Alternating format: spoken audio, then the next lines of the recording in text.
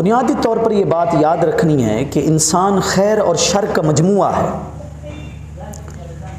जैसे उसके अंदर भलाई के काम करने की पूरी पूरी कुव्वत और ताकत मौजूद है, ऐसे ही इरादी तौर पर या अमली तौर पर उसके अंदर बुराई के काम करने की भी पूरी पूरी ताकत और सलाहियत मौजूद है। बल्कि हालात हाज़िरा की रविश को देखा जाए तो बाआसानी ये तबसरा किया जा सकता है कि बुराई करने की जो कुव्वतें हैं वो अच्छाई करने की कुव्वतों पर गालिब हैं। बुराई की तरफ, बेहयाई की तरफ, गलत कामों की तरफ जाने वाला रास्ता बज़ाहिर बड़ा हसीन नज़र आता है, खूबसूरत नज़र आता है, इसलिए नफ्स उसकी तरफ ज़्यादा मैलान पकड़ता है।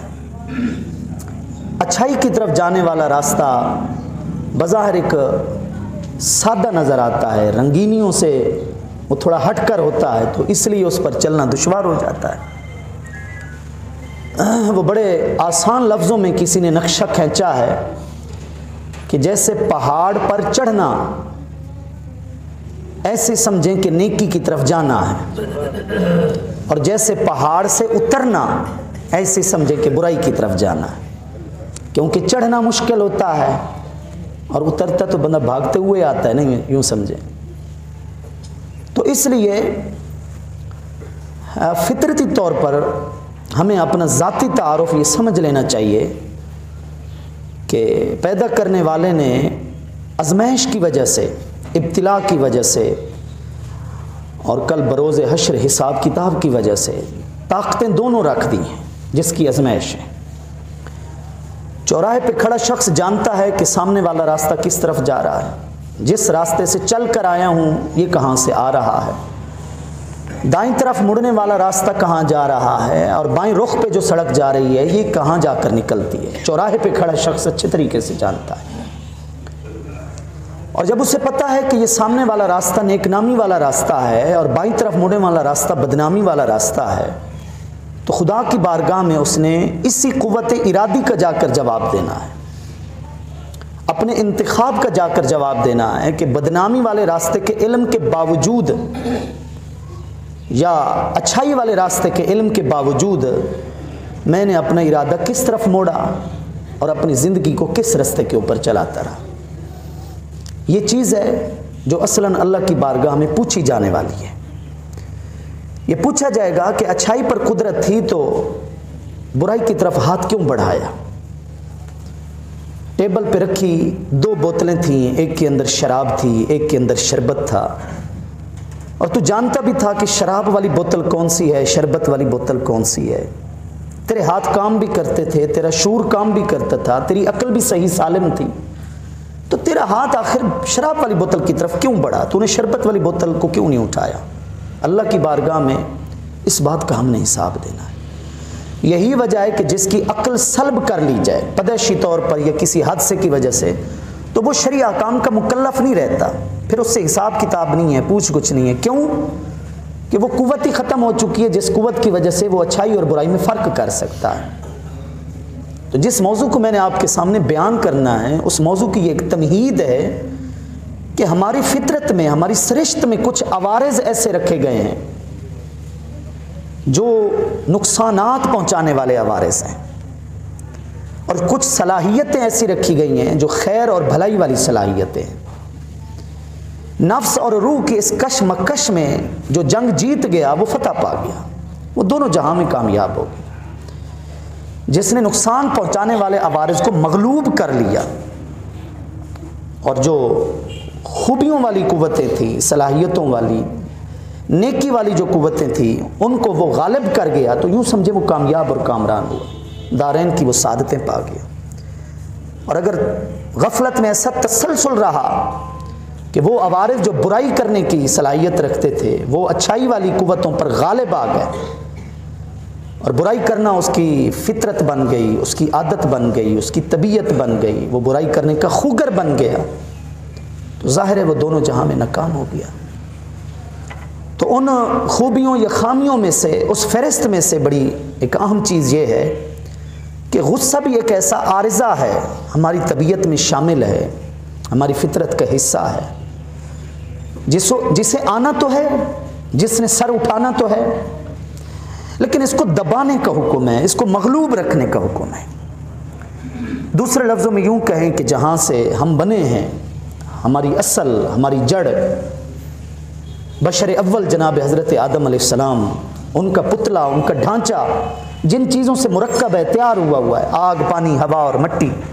तो आग भी तो है ना, आग को भड़कना तो है, आग को जलना तो है, लेकिन हुक्म यह है कि तुमने इसे जलने नहीं देना, तुमने इसे भड़कने नहीं देना। ये जैसे ही कुव्वत सर उठाने की कोशिश करे तो तुम्हारे अंदर बर्दाश्त इतनी हो, तुम्हारे अंदर नरम मिजाजी का पहलू इतना गालिब हो, तुम्हारे अंदर बुरूदत इतनी हो, तुम्हारे अंदर अंजाम पर निगाह रखने की सलाहियत इतनी हो कि ये सर उठाकर कहीं तुम्हें नुकसान ना पहुंचा दे। ये असल चीज़ है। बाकी गुस्से का पैदा होना, इससे कोई इनकार नहीं है, बात को समझने की कोशिश करें। गुस्से ने पैदा होना है, आखिर फितरत का हिस्सा है वो। आजमाइश इस चीज़ की है कि कहीं वो ऐसा तो तुम्हारे ऊपर गालिब नहीं आ गया कि तुमने गैर इंसानी फैसले कर लिए, तुमने नुकसानदेह फैसलों का इंतखाब कर लिया। वो इतना तुम्हारे ऊपर गालिब आ गया कि तुम्हारी तरबियत मगलूब हो गई, तुम्हारा शूर मगलूब हो गया, तुम्हारे अक्ल के ऊपर वो हावी हो गया। असल ये चीज़ है जो दौर हाजिर में काबिल तवज्जो चीज़ है। ये सिर्फ मुआशरे की कहानी नहीं है, ये कोई आलमी सतह एक मसला नहीं है कि गुज़श्ता तारीखों में 15 नवंबर को आलमी सतह पर यह डे भी मनाया गया है। ये बुर्दबारी, हिल्म, बर्दाश्त का जो एक दिन है वो आलमी सतह पर मनाया गया है 15 नवंबर को। ये सिर्फ इस वजह से भी हमारा बयान करने का मकसद नहीं है, बल्कि ये हर फर्द की कहानी है। हर घर में इक्का दुक्का बंदे ऐसे ज़रूर होते हैं जिनके जज्बात उनकी अकल पर इतने गालिब रहते हैं कि घर का माहौल सुकून से भी महरूम रहता है, घर के माहौल में आफियत नसीब नहीं होती। और हर दूसरा और तीसरा घर जो है वो इतना इससे मुतासर हो चुका है कि यूँ समझें तलाक से कम तो कोई बात ही ना करे ना। अगर डेली हमारे पास 10 फ़ोन भी आते हैं ना मसले मसाइल के, आप यकीन करें 7 से 8 फ़ोन जो होते हैं ना वो इसी तलाक के ही होते हैं। इसका रेशो इतना बढ़ गया है, क्यों? अदम बर्दाश्त इतनी बढ़ गई है, नाजायज़ गुस्सा और उसका नाजायज़ इजहार हमारे अंदर इतना बढ़ गया है कि यूँ समझें कि बीवी का मुतालबा तलाक के ऊपर जाकर रुकता है और शौहर भी फिर जनाब अपने पाँव पे सिर्फ कुल्हाड़ी नहीं कुल्हाड़े मारकर बाद में पछतावे का शिकार होता है। लेकिन ये अलग बात है कि उस वक्त राइफल से गोली चल चुकी होती है और उस गोली से जो चीज़ मर चुकी है अब उसको दोबारा हम जिंदा नहीं कर सकते, अब पछताने का भी कोई फ़ायदा नहीं है। ज़रूरत इस चीज़ की है कि जितने भी लोग हैं, हम वारिसान मिंबर व मेहराब हैं, ये समाजी सतह पर जो सरपरस्त लोग हैं, ये सब इस चीज़ में अपना अपना किरदार अदा करें, बतौर माँ बाप, बतौर सरपरस्त, बतौर मुरब्बी, बतौर उस्ताज। जैसे मोटिवेशनल स्पीकर होते हैं जनाब हमारे समाज में, हमारे मुआशरे में, सबकी एक मुश्तरका ज़िम्मेदारी है कि नई पौध और नई नस्ल को इस हवाले से ज़रूर समझाएं कि अदम बर्दाश्त के नुकसानात कितने हैं और बर्दाश्त के फ़वाइद कितने हैं। हमारे यहाँ बच्चियों की शादी होती हैं तो माएँ जब उनको अपने घर से रुखसत कर रही होती हैं और किसी दूसरे घर की जिम्मेदारी दे रही होती हैं, बहुत कम माएँ हैं जो अपनी बच्ची को बर्दाश्त का उनसुर सिखा कर रुखसत करें कि ख़ानदान बेटे बनते हैं बर्दाश्त से, घर चलते हैं बर्दाश्त से। वो इतना सहना नहीं सिखाती जितना कहना सिखाती हैं। जुमला भी काबिल गौर है। वो इतना सहना यानी बर्दाश्त करना नहीं सिखाती जितना कहना और जवाब देना, रद्द अमल सिखाती हैं कि अगर तेरी सास तेरे से यूं बात करे तो तूने ये जवाब देना है, ये जवाब देना है, ये जवाब देना। ये माओं के हालात हैं मेरे ख्याल में, इस बात से आपको इनकार नहीं है। दूसरे लफ्ज़ों में इतना कुछ जो सारी उम्र की जमा पूंजी होती है, क्योंकि हमारे ये जो एक देही इलाके हैं, देही इलाके क्या जहाँ भी ज़िम्मेदार लोग होते हैं, बेटी पैदा होती है तो उसके जहेज़ की तैयारी शुरू हो जाती है, छोटी छोटी चीज़ माँ संभाल कर रखना शुरू कर देती है। बेटा जवानी की दहलीज पे आता है तो बाप अपने बेटे की शादी का ख्वाब देखना और कुछ जोड़ना शुरू कर देता। अगर वो माँ अपनी बेटी के लिए कुछ नहीं करती या बाप अपने बेटे के लिए कुछ नहीं करता तो वो सिर्फ यही चीज़ है कि कभी उसने बैठकर अपने तजर्बा से आगाह नहीं किया। कभी ख़ानदान नहीं समझाया कि बेटे तेरी शादी पर मैं इतने खर्चे कर रहा हूँ, ये कर रहा हूँ, वो कर रहा हूँ, मैं ऐसी शादी कर रहा हूँ कि मुझे नहीं है याद कि मेरे ख़ानदान में किसी ने इतनी खुशियाँ की हों। लेकिन बेटे ख़ानदान क्या होता है, बीवी क्या होती है, सास ससुर क्या होते हैं, और उस तरफ से भी नहीं समझाया जाता कि शौहर क्या है, घर कैसे चलते हैं, वो तेरे शौहर के जो माँ बाप हैं वो अब तेरे माँ बाप हैं, उनके साथ तुमने क्या करना है। वो बेटी जो अपने सगे माँ बाप की हर बात सहती रहती है जो मेरे माँ बाप हैं, वो अपनी सास और अपने ससुर की एक बात भी नहीं सह सकती। क्यों? कि सहने के हवाले से, बर्दाश्त के हवाले से उसकी तरबियत ही नहीं है। वो शौहर जो अपने माँ बाप बहन भाइयों की तरफ से हर तरह की बदसलूकी बर्दाश्त कर लेता है, हर तरह की नाइंसाफ़ी बर्दाश्त कर लेता है, वो जनाब अपने ससुराल की तरफ से हल्का सभी को जो तबीयत के ख़िलाफ़ फैसला हो उसके ऊपर वो आँख खड़ी कर देता है। वो उसको नहीं बर्दाश्त कर सकता, क्योंकि दूसरों की बात सहना इतना हमें सिखाया नहीं जाता, घर से ये तरबियत नहीं।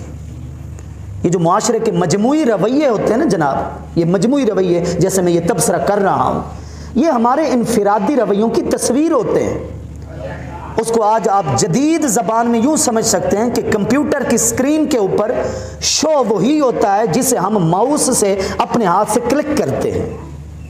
जिस चीज़ के ऊपर आप जाकर बटन दबाएंगे स्क्रीन के ऊपर वही चीज़ शो होगी। मोबाइल की स्क्रीन के ऊपर वही चीज़ शो होगी जिस फंक्शन को आप जाकर खोलेंगे। अगर सड़कों के ऊपर जो तमाशे हम देख रहे हैं तो ये तमाशे तस्वीर हैं, ये रिजल्ट है, ये नताइज है, ये सारे जो असबाब हैं, पीछे जो चीज़ें हैं, इनफरादी तौर पर ये चीज़ें हमारे घरों में मौजूद हैं। छोटे हमेशा अपने बड़ों से सीखते आते हैं। जिन बच्चों ने हमेशा माँ बाप को उलझते हुए देखा हो, लड़ाइयाँ देखी हों, झगड़े देखे हों, वो स्कूल में वही तमाशा लगाएगा और क्या करेगा, वो मदरसे में वही तमाशा लगाएगा और क्या करेगा। लेकिन जिसने अपने माँ बाप से बर्दाश्त को सीखा हो, तहम्मुल को सीखा हो, हिल्म को सीखा हो, उसे पता होता है कि बात को बर्दाश्त कैसे किया जाता है और लड़ाई झगड़े में पीछे हटा जाता है, आगे नहीं बढ़ा जाता। और 10 बातों का जवाब 20 बातों से नहीं दिया जाता, 10 बातों के आगे भी खामोशी का जो है ना वो फैसला किया जाता है। ये सारी चीज़ें घरों से सीखी जाती हैं, सिखाई जाती हैं, और इसमें कोई शक नहीं कि माँ बाप ये सिखाया करते थे। वो सिर्फ अपने बच्चों की खुशियों के लिए मेहनत नहीं किया करते थे, वो वापसी पलटकर अपने बच्चों को बिठाकर वो अच्छी चीज़ें सिखाया करते थे। ये चीज़ें हमारी रिवायात का हिस्सा थी, हमारे बुज़ुर्गों ने ये सारी चीज़ें सिखाई हैं। हमारे हाथ में, नई पौध और नई नस्ल के हाथ में जब से ये निज़ाम आए हैं तो ये चीज़ें सारी ख़त्म होती जा रही हैं। आप देखें हज़रत लुक़मान अलैहिस्सलाम का नाम आपने सुन रखा है, मैंने गुज़श्ता खुतबे में भी उनकी एक बात के इस हवाले से हवाला दिया था। लेकिन कुरान मजीद ने जो उनकी एक नसीहत का जिक्र किया है ना, कुरान मजीद की 31 नंबर सूरत सूरह लुक़मान आपके नाम पर है, उसमें अल्लाह पाक ने जनाब हज़रत लुक़मान की उस नसीहत वसीयत का जिक्र किया है जो उन्होंने अपने फ़र्जंद को की थी, अपने बेटे को की थी। तो उसमें यह भी था कि या बुनय्या अक़िमिस्सलात वअमुर बिल मारूफ़ वन्हा अनिल मुनकर वस्बिर अला मा असाबक इन्न ज़ालिका मिन आज़मिल उमूर। ये 3 आयात हैं और मैं समझता हूँ बच्चों की तरबियत के हवाले से एक बाप और सरपरस्त को किरदार क्या अदा करना, उसके लिए एक बुनियाद है, तमहीद है, पहला सबक, पहला दर्स है जो अल्लाह ताला ने इसको हमेशा के लिए तासुबे क़यामत यूँ समझे पढ़ा पढ़ाया जाने वाला कुरान फरमा दिया, अपने कलाम का हिस्सा बना दिया।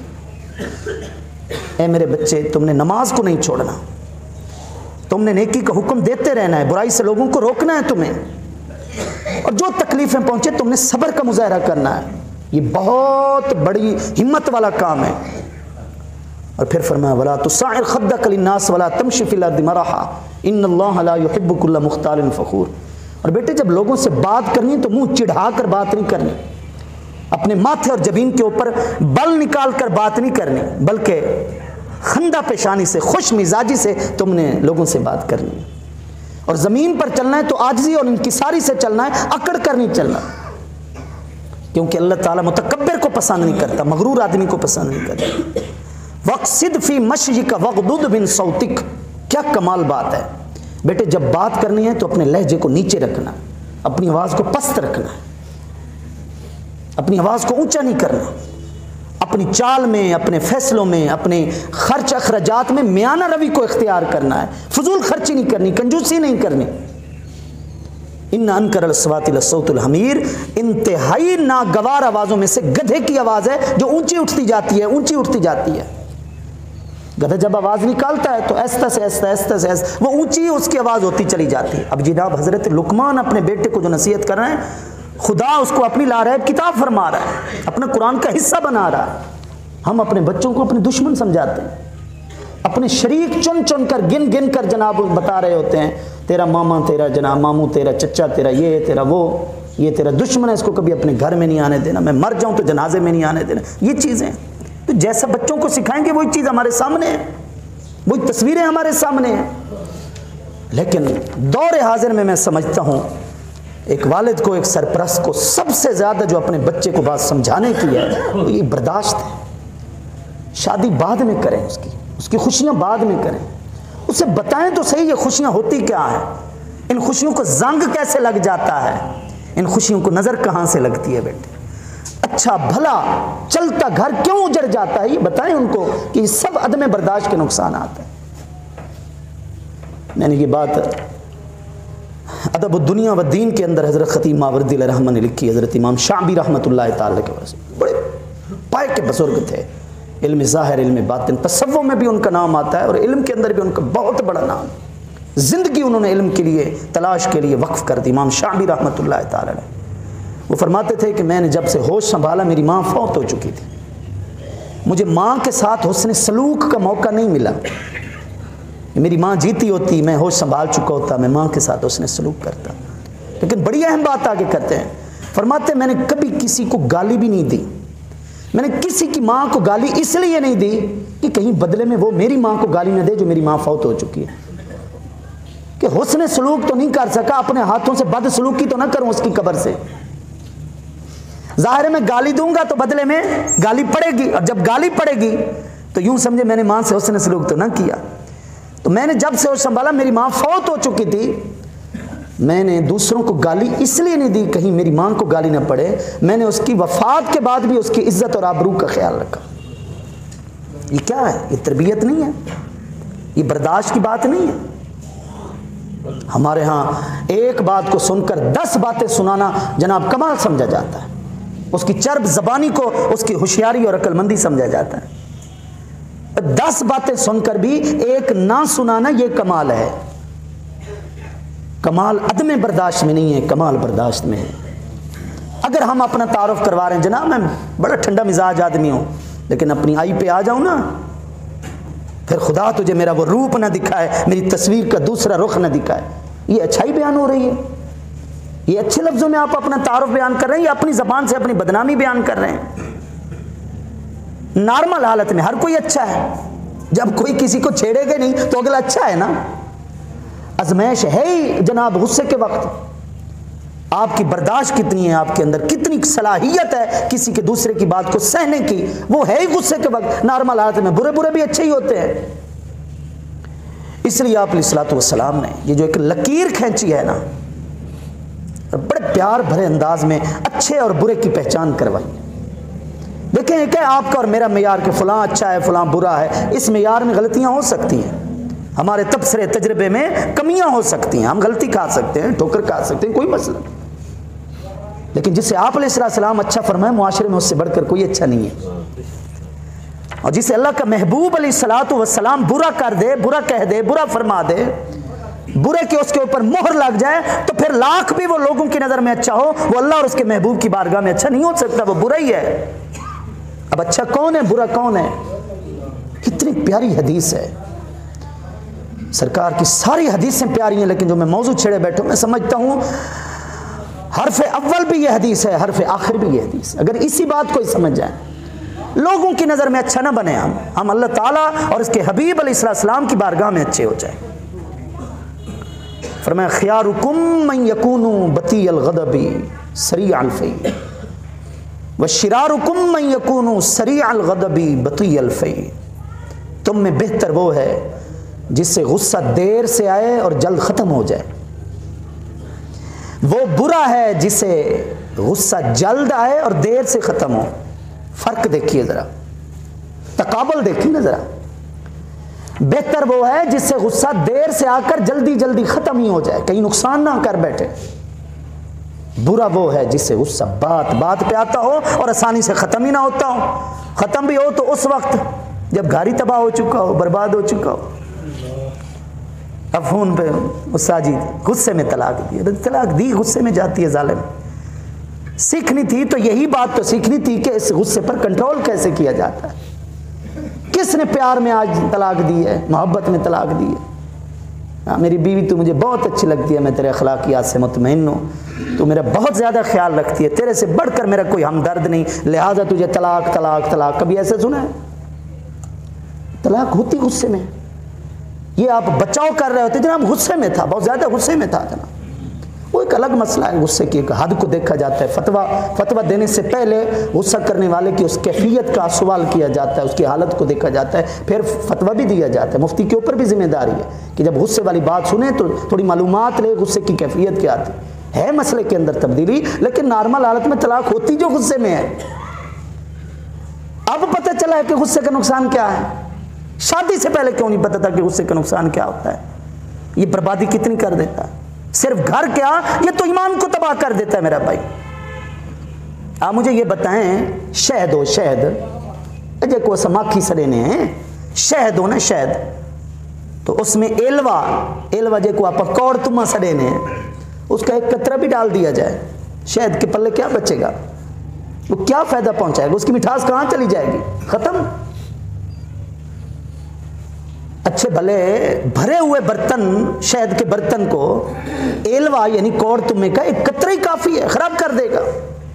और आप अलैहिस्सलाम ने इसी एलवा की मिसाल दी है। फरमाया इन्नल ग़ज़ब ला युफ़सिदुल ईमाना कमा युफ़सिदुस साबिरुल असला। जैसे वो एलवा शहद को बर्बाद कर देता है, खराब कर देता है, नुकसानदेह बना देता है, तुम्हारा गुस्सा भी तुम्हारे ईमान की बरकतों को ऐसे मिटा देता है। और फिर यह बताएं कि जहां अंगारा रखा हुआ हो उसका काम क्या है? दुखना, जलाते रहना, जलाते रहना, जलाते रहना, बिल आखिर उसने आग जला देनी है। ऐसा है या नहीं है? फिर उससे मिसाल दी, फरमाया इत्तकुल ग़ज़ब फ़इन्नहु जमरतुन अला क़ल्बि इब्नि आदम। बचते रहो इस गुस्से से, क्योंकि इब्ने आदम के दिल के ऊपर यूं समझो एक अंगारा रखा हुआ है। दिल को जब जला देगा तो आपको पता है जब दिल ही खत्म हो जाए तो निज़ाम ही सारा खत्म हो जाता है। ये क्यों मिसालें दी आप अलैहिस्सलाम ने गुस्से के बारे में? ताकि पता चले कि इसके नुकसानात होते हैं, इसका कोई फायदा नहीं है। जहां गुस्सा दिखाना है वहां तो आता नहीं है, शर्म और हया के मामले में आता ही नहीं है, गैरत ईमानी के मामले में आता ही नहीं है, अल्लाह ताला और उसके हबीब अलैहिस्सलाम की इज्जत और नामूस के मामले में तो आता ही नहीं है, यहूद और नसारा की साजिशों के मुकाबले में तो आता ही नहीं है। जहां रहम दिली का मकाम है वहां गुस्सा है, जहां गुस्से का मकाम है वहां नरम मिजाजी है। ये कौन सी हमारी तरबियत है? अशिद्दाउ अलल कुफ़ार रुहमाउ बैनहुम। कुरान कहता है कि मोमिन कुफार के लिए सख्त है, आपस में तो वो रहम दिल है। हम उधर रहम दिल हो गए और आपस में सख्त हो गए। ये कौन सा उलट काम हमने कर दिया है? गैरत ईमानी वाला मसला है, बच्चियों बहनों बेटियों के लिए शर्म और हया का मसला है, उसको पी जाते हैं, कहते हैं जनाब क्या करें, this is part of life, जिंदगी कैसा चल रहा है चलते रहने दे, क्या करें जनाब, उस घर में ये है वो घर में, अब हम क्या करें, किस किस जगह से रोके, पर्देदारी का कितना ख्याल रखें। ये मकाम था गैरत का, जलाल का ये मकाम था। अल्लाह वालों को यहाँ गुस्सा आता था। मन तक़म रसूलुल्लाह सल्लल्लाहु तआला अलैहि वसल्लम बिनफ्सी क़त्तु। आप अलैहिस्सलाम ने कभी भी अपनी जात के लिए किसी से इंतकाम नहीं लिया, गुस्सा नहीं किया। आप अलैहिस्सलाम को रहमतल लिल आलमीन होने के बावजूद अगर जलाल आया तो गैरत ईमानी के मसले में आया, हुदूद इलाहिया के मसले में आया, शरी मामलात के अंदर आप अलैहिस्सलाम को जलाल आया, वरना नहीं आया। जाती मामलात में तो हमारी तरबियत अफ़्व दरगुजर की होनी चाहिए। आप ये देखें कि अगर हम किसास की तरफ आ जाएं कि जनाब शरीयत हमें ये इजाज़त देती है कि किसी ने ज़्यादती की है तो तुम बदले में उतनी ज़्यादती कर सकते हो, फ़मन इअतदा अलैकुम फ़अतदू अलैहि बिमिस्लि मा अतदा अलैकुम, ये ठीक है, लेकिन इसमें भी हुक्म है, इसमें भी हुक्म है, ख्याल करो तुम अगर तुम किसी से बदला ले रहे हो तो तुम्हारा बदला एक हद तक होना चाहिए, हद से आगे नहीं बढ़ना चाहिए। हमारे यहाँ 4 तमाचे मार दिए जाते हैं मुंह के ऊपर जोरदार, और कहा जाता है कि जनाब इसलिए मैंने मारे कि इसने मुझे गाली दी है, तो उसने ज़बान से गाली दी है, उसका जवाब 4 तमाचे थे क्या? एक बंदे ने टांग में जनाब गोली मारी है, जख्मी किया है, उसका जवाब क्या था कि पूरा ब्रेस्ट उसके ऊपर खोल दिया जाए, उसकी जान खत्म कर दी जाए, ये बदला है नहीं, इसका भी साथ नहीं। अब वो जो जालिम था वो मजलूम बन गया, जो मजलूम था वो जालिम बन गया। शरीयत तो ये दर्स देती है कि अगर बदला भी लेना है तो उतना ही ले सकते हैं जितना अगले की ज्यादती है, उससे आगे बढ़ने की इजाजत नहीं है। कितने लोग होंगे जो बदले के अंदर मतलब इस शरीयत के मसले का ख्याल रखते होंगे? यहाँ तो हमारा एक बुनियादी और पुराना दस्तूर है कि ईंट का जवाब हम पत्थर से देंगे। एक गाली निकाल कर देखो, फिर उसका ज़रा अंजाम देखना। ये हमारे रवैये बन चुके हैं। जहां आप ये देखें ना, जरा मजीद इस मामले में गौर करें, जहां इजाजत है बदला लेने की, वहां साथ ये भी हद बंदी है शरीयत की कि आपका बदला उसकी ज्यादती से आगे ना बढ़े, लेकिन यहां तो बढ़ जाता है। तो असल बात यह है कि अपने अंदर हम बर्दाश्त पैदा करें। बर्दाश्त इंसान को बहुत बड़ा इंसान बनाती है, मुआशरे का बहुत आला और मिसाली फर्द बनाती है। मेरी बात याद रखें, अगर 4 बंदे आपके झगड़े के अंदर शरीक है ना, 4 बंदे, और आप इसलिए गुस्सा करते जा रहे हैं कि जनाब 4 बंदे देख रहे हैं, इनको पता चले कि मुझे कितना बोलना आता है, मेरे अंदर ताकत कितनी है, कुव्वत कितनी है, और गुस्से के बाद वो आपको आकर थपकी भी दें, कहें कि जनाब हक अदा कर दिए तूने। इनसे बढ़कर कोई शैतान नहीं है। किसी को देखने के शौक हो ना, जीते जी जनाब जिंदा में शैतान देखना चाहता हूं, वो यही लोग होते हैं कि जिस झगड़े के अंदर बड़े का अदब खत्म हो गया, एहतराम खत्म हो गया, इंसानियत खत्म हो गई, आप थपकी दे रहे हैं उसको कि जनाब तूने बहुत बड़ा कमाल कर दिया है, इसको ऐसी सुनाई है कि खामोश कर दिया है। इज्जत वाला वो होता है जो इज्जत वालों की नजर में इज्जत वाला होता है। अच्छा वो होता है जो अच्छों की निगाह में अच्छा होता है। वो कहां से अच्छा हो गया जो बुरों की निगाह में अच्छा हो? बुरा तो हमेशा बुरे को ही अच्छा समझ गया, वो अच्छे को अच्छा क्यों समझेगा? इसलिए वही बात, जिससे अच्छा अल्लाह ताला ने फरमाया, जिससे अच्छा अल्लाह ताला के हबीब अलैहिस्सलातु वस्सलाम ने फरमाया वो है, और वो बर्दाश्त है, तहम्मुल है। जब भी कोई रद्द अमल का फैसला करें सोच समझ कर फैसला करें, मशवरे से फैसला करें। हर बिरादरी में कुछ मोतबर लोग होते हैं, बाइतमाद लोग होते हैं, ठीक है गए गुजरे माहौल में जी रहे हैं, लेकिन इतना भी क्या गुजरा नहीं है भाई अच्छे लोग हो ही ना जनाब। मशवरा करें, कोई भी फैसला करना है, घर तोड़ने का फैसला है तो 1000 बार सोचें कि मैं कितना बड़ा फैसला कर रहा हूँ। हज़रत उमर बिन अब्दुल अजीज़ रहमतुल्लाह तआला, कितनी देखें आप, ये लोग क्यों कामयाब हुए, इस्लामी तारीख के औराक इनके किरदार से क्यों रोशन पड़े हैं, इनकी बातें आज हम सुनते हैं, हमारे ईमान को ये बातें क्यों ताजगी पहुंचाती हैं। इन्होंने सही मानों में अपनी तरबियत की। हज़रत उमर बिन अब्दुल अजीज़ रहमतुल्लाह तआला अलैह ने अपने गवर्नरों को, अपनी हुकूमत के तहत अपनी रियासत में अपने गवर्नरों को सख्ती से ये हुक्म दे रखा था, और आप खुद भी इस पर अमल पैरा थे।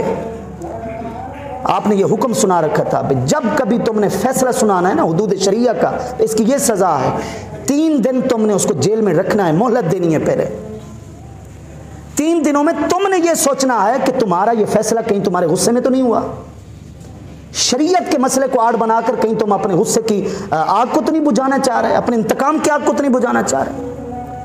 आप खुद जब कभी किसी के लिए फैसला सुनाते थे तो 3 दिन तक इंतजार करते थे, फौरन नहीं कहते थे कि जनाब इसको सजा दे दो। 3 दिन अपने बारे में गौर करते रहते थे कि यार मैंने जो फैसला सुनाया है कहीं उस वक्त मैं गुस्से में तो नहीं था। ये है शरीयत की पासदारी। और इसलिए आप जा रहे थे, रास्ते में आपको किसी ने गाली दे दी, आप फिर भी आगे चलते गए। आप यकीन कीजिए हिल्म और बर्दाश्त के हवाले से हज़रत अल्लामा इब्न जौज़ी ने उमर बिन अब्दुल अजीज़ रहमतुल्लाह की सीरत में पूरी किताब लिखी है, और पूरा एक बाब लिखा है कि उनके अंदर बर्दाश्त कितनी थी। ये मैं उसका खुलासा पूरे बाब का आपको बता रहा हूँ। जा रहे हैं, उनको किसी ने गाली दे दी, फिर भी आप आगे चलते रहे तो किसी ने बोला हुज़ूर आपको वो गाली दे रहा है। आपने एक जुमला बोला, फरमाया इन्नत तुक़ा मुलजिमुन, मेरी ज़बान को जिस चीज़ ने लगाम डाल रखी है वो खुदा का खौफ है।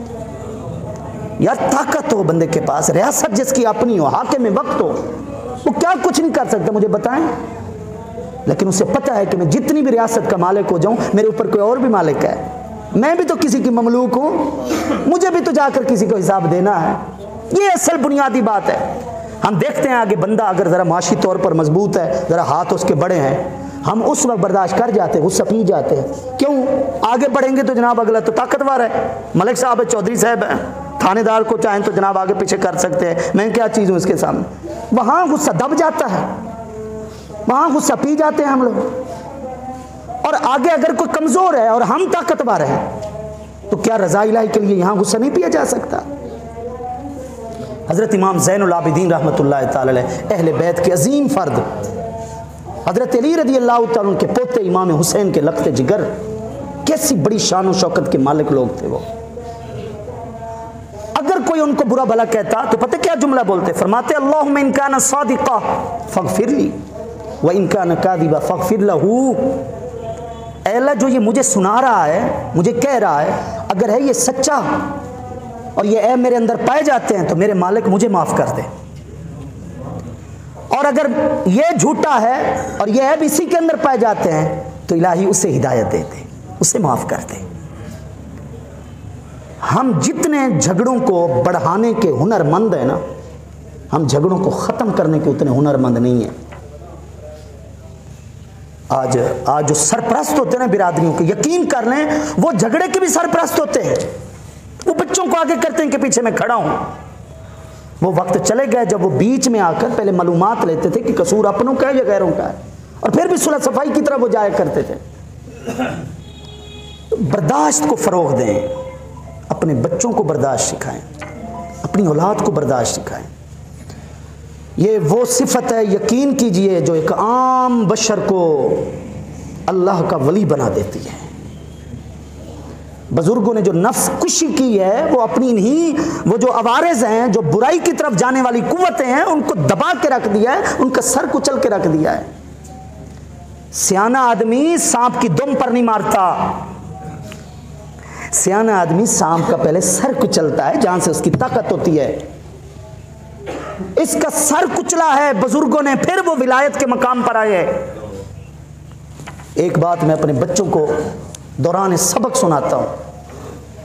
आज ये तो नहीं कहूंगा कि बच्चों को सुना रहा हूं, अपने बड़ों को सुना रहा हूं, जिनसे मैं भी सीखता रहता हूं। हजरत इमाम शरानी अलैहिर्रहमा, मैं अक्सर उनका जिक्र करता रहता हूं। तसव्वुफ की दुनिया के बहुत बड़े चमकते सितारा, इल्म ज़ाहिर इल्म बातिन के इमाम। कैसे ये इमाम बने? आज तसव्वुफ की किताबों पर जो कुछ लिखा जाता है, आपके बाद वो किताब नामुकम्मल होती है जिस किताब में आपका हवाला दर्ज ना हो। इतने बड़े सूफी आलिम, इतने बड़े इल्म शरीयत, इल्म तरीक़त के इमाम, जो भूख में मट्टी को हाथ में लेते थे तो मुंह तक जाते जाते वो मट्टी गोश्त बनती थी।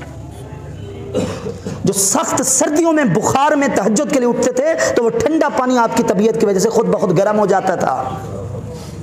जो बालिग होने से भी पहले रात को नफल पढ़ते थे तो एक रकात में कुरान का पूरा खत्म कर जाते थे, बालिग होने से भी पहले। मैं बालिग होने के बाद की बात नहीं कर रहा, मैं उस हस्ती का हवाला दे रहा। और इस पाए के बुजुर्ग थे कि वजीर, मुशीर और जो हाकिम वक्त होते थे वो अकीदतमंद थे आपके। शारानी, शार से है ना, शार बालों को कहते हैं। आपके बाल बड़े बड़े थे, जुल्फें जैसे होती हैं। एक आदमी ने पीछे से आकर चेहरा देखे बगैर आपके बालों को पकड़ा और घसीटना शुरू किया। घसीटता गया, मेन सड़क के ऊपर वो घसीटता इलाके की जो जामे मस्जिद थी चौराहे तक वो घसीटता गया। आपने कुछ किसी को नहीं कहा। जामे मस्जिद के गेट के ऊपर आपके सारे मुरीदीन जमा हो गए, शहर के लोग जमा हो गए। इतनी बड़ी हस्ती, क्या हम ये तसव्वुर अपने पीर मुर्शिद के लिए कर सकते हैं? लेकिन जिसके मुरीदीन में वक्त के हाकिम हो वो घसीटता गया। लेकिन जब उस बंदे ने देखा, भाई मैं जिधर जिधर से गुजर रहा हूं, पूरे पूरे खड़े खड़े लोग मेरे पीछे आ रहे हैं, ये कौन सा बंदा है जिसको मैं घसीट रहा हूं? जब उसने चेहरा देखा ना, कदमों में गिर गया, माफी मांगने लगा। उसने कहा, हुजूर मैं बालों से शुबह खा गया। एक शख्स आया जिसने मेरे घर में बदफेली की और मेरी इज्जत के ऊपर हमला किया है और मुझे उसने अजियत दी है, तकलीफ दी है, मैं उसी को ढूंढ रहा था और आपके बालों की वजह से मुझे शक और शुबह पड़ा कि ये वही है। मैंने आपका चेहरा देखे बगैर आपके साथ ये काम किया। अब बताइए, आज का इंसान जितना भी मोतबर हो, शेखुल हदीस हो, वक्त का मुफ्ती हो, आलिम दीन हो, उसका क्या रद्द अमल होता? पीर साहब जो दूसरों को हौसला सिखाते रहते हैं, आज का कोई पीर होता तो क्या होता? बंदों के सामने कह देता कि ठीक है दरगुजर करे, लेकिन अंदर ही अंदर उसने अपने इंतकाम की आग को बुझाना होता था। मौके की तलाश में रहता वो। लेकिन इमाम शरानी रहमतुल्लाह अलैह ने जब उसकी माजरत को देखा कि ये शख्स वाकईतन सच्चा है, इसकी तो मेरे साथ कोई दुश्मनी नहीं है, आपने फरमाया अस्तगफिरुल्लाह फी हक़्क़िका, तू घबरा नहीं, मैंने भी तुझे माफ किया और अल्लाह की बारगाह में भी तेरी माफी की सिफारिश करूंगा। ये बर्दाश्त थी उन लोगों के अंदर जिन्होंने उनको बुजुर्ग बनाया। ना करें ऐसा, चलो इस हद तक चलो बुजुर्गों की मैंने मिसाल दे दी है, लेकिन कम से कम वो काम भी तो ना करें जिसका अंजाम सिर्फ रुसवाई है। ये कचहरियों में जाएं, कचहरियां भरी पड़ी हैं, लगा कर पैसा जनाब, बिल आखिर रिजल्ट क्या निकला? सुलह लो, यही काम पहले कर लेते। आपस में सुलह सफाई पहले ही कर लेते, बिरादरी के 4 बंदों को बिठाकर मामले को खत्म कर देते, झगड़े को खत्म कर देते, जान छूटती। दोनों तरफ से जनाब वकीलों ने पैसा भी खाया और अंजाम फिर भी सुलह करने के लिए। ये सारी चीजें क्यों हैं? उस वक्त बंदा थक चुका होता है, इंतकाम की भी तो हद है ना, आखिर इंसान है, वो उसकी हद पूरी हो चुकी होती है, अब उसको होश आया हुआ होता है। लेकिन जो बर्दाश्त वाले लोग होते हैं वो अपने नुकसान को यहां तक नहीं लेकर आते। नौजवान तबका है, बड़े लोग हैं, घरों के सरपरस्त हैं। ये मैंने दूसरा खुतबा इस मौजू के ऊपर दिया, दूसरा खुतबा, पिछला जुम्मा, ये वाला जुम्मा, इस मौजू की अहमियत की वजह से। कोशिश करें इस बर्दाश्त को अपने अंदर भी पैदा करें और अपने बच्चों को सबसे बढ़कर यही चीज सिखाएं। बचपन में देखें कि मेरे बच्चे के अंदर इंतकामी कार्रवाई तो नहीं बढ़ रही, भाई भाई को मार देता है, वो आगे जवाब में क्या करता है। छोटे बच्चे हैं, बहन भाई को मार देती है, भाई बहन को मार देता है। गौर करें, नफ्सियाती हवाले से अपनी पहले हमारी तरबियत हो ताकि हम अपने बच्चों की सही तरबियत कर सकें कि मेरे बच्चे के अंदर दरगुजर वाली सलाहियत बढ़ती जा रही है या इंतकामी आदत ज्यादा बढ़ती जा रही है। यही चीज आगे आएगी। बच्चों के सामने कभी अपने घर वालों के साथ नहीं उलझे, उन्होंने वही काम करना है। अरबी में कहते हैं अलमरु यशीबु अला मा शब्बा अलैहि, बंदा बूढ़ा उन्हीं आदतों पर होता है जिन आदतों पर वो जवानी चढ़ता है, और बंदा जवान उन्हीं आदतों पर होता है जो आदतें उसकी बचपन में होती हैं। तो कम से कम बचपन में ही बर्दाश्त सिखाएं ताकि वो मुआशरे के अच्छे अफराद तैयार हो सके।